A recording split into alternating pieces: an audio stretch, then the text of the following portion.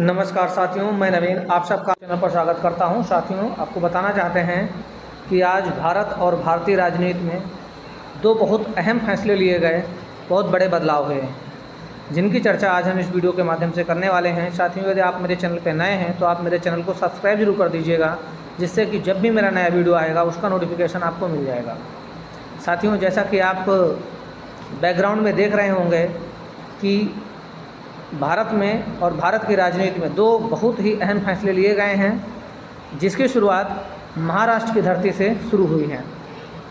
बता दें, अभी तक जितने भी फैसले सरकारों के द्वारा लिए जाते थे वो विशेष वर्ग के लिए लिए जाते थे, परंतु आज भारत में ठीक चुनाव से पहले, क्योंकि महाराष्ट्र में भी आगामी कुछ ही समय में चुनाव होने वाला है, इसी के मद्देनज़र रखते हुए वहाँ की शिंदे सरकार जो है उसने एक बहुत बड़ा मास्टर स्ट्रोक चाल चल दी है। वहाँ पर उन्होंने ब्राह्मण और क्षत्रिय कल्याण बोर्ड का ऐलान कर दिया है। जैसे हमारा राष्ट्रीय पिछड़ा वर्ग आयोग होता है, अल्पसंख्यक आयोग होता है, इसी तरीके से यहाँ पर ब्राह्मण और क्षत्रिय कल्याण बोर्ड का गठन किया है। जैसा कि सबको जानकारी है कि महाराष्ट्र में वर्तमान में शिंदे सरकार है, वहाँ पर राज्य में उसने ब्राह्मण और राजपूत जातियों के आर्थिक रूप से कमज़ोर वर्गों के कल्याण के लिए दो अलग अलग निगमों का गठन का फैसला किया है। ब्राह्मण जातियों के लिए परशुराम आर्थिक विकास निगम रखा गया है नाम, और राजपूत समुदाय के लिए वीर शिरोमणि महाराणा प्रताप आर्थिक विकास निगम का गठन करने का फैसला लिया गया है। साथ ही साथ मंत्रिमंडल ने दोनों कल्याण बोर्डों के लिए 50-50 करोड़ रुपयों का आवंटन भी कर दिया है।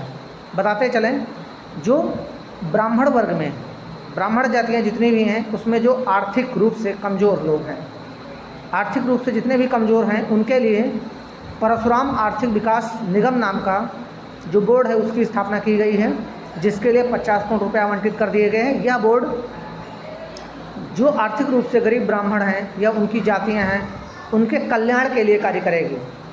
उनका कैसे उत्थान हो सके, उनको कैसे आगे बढ़ाया जा सके, इन सब पर कार्य करना शुरू करेगी। इसी के साथ ही राजपूत समुदाय के लिए वीर शिरोमणि महाराणा प्रताप आर्थिक विकास निगम का गठन किया गया है, जिसके लिए भी शिंदे सरकार ने 50 करोड़ रुपये आवंटित कर दिए हैं। यह बोर्ड भी परशुराम आर्थिक विकास निगम की तरह ही जो राजपूत समुदाय की जितनी भी जातियां हैं उनके कल्याण के लिए, उनके विकास के लिए, उनको किस चीज़ की आवश्यकता है कि उनको आर्थिक रूप से कैसे समृद्ध बनाया जा सके, इस पर कार्य करेंगे, जिसके लिए उनको राशि आवंटित की जा चुकी है। यह कहीं ना कहीं भारतीय राजनीति में एक सराहनीय पहल है, क्योंकि लगभग सभी वर्गों के लिए कहीं ना कहीं बोर्ड या आयोग गठित हो चुके थे, परंतु ब्राह्मण और क्षत्रिय जातियों के लिए किसी भी प्रकार के बोर्ड का प्रावधान नहीं था। हालांकि ये पूरे भारत के लिए नहीं है, मात्र एक महाराष्ट्र राज्य विशेष के लिए है, परंतु शुरुआत तो कम से कम हुई। यदि शुरुआत एक राज्य से हुई तो इसका पैटर्न आगे विस्तारित होगा और राज्य भी इसका मॉडल अपनाएंगे, और आगे चल के ये भारतीय स्तर पर, राष्ट्रीय स्तर पर भी ऐसा एक बोर्ड देखने को मिल सकता है, जो आगामी कुछ वर्षों में इसका परिदृश्य दिखाई पड़ता है। तो ये ब्राह्मण समुदाय और राजपूत समुदाय के लिए एक बहुत ही विशेष दिन रहा, खासकर महाराष्ट्र की जनता के लिए, जो बहुत दिनों से इसकी प्रतीक्षा कर रहे थे। कोई ऐसा बोर्ड उनके लिए बने जिससे कि उनके कल्याण और उत्थान की बात भी करे।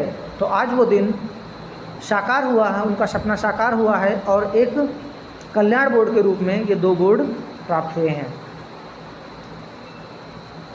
साथियों, अब इस बोर्ड के गठन पे हो सकता राजनीतिक गलियारों में अलग अलग प्रकार से राजनीति हो, परंतु वास्तव में सरकार के द्वारा ये उठाए गए स्वागत योग्य कदम हैं।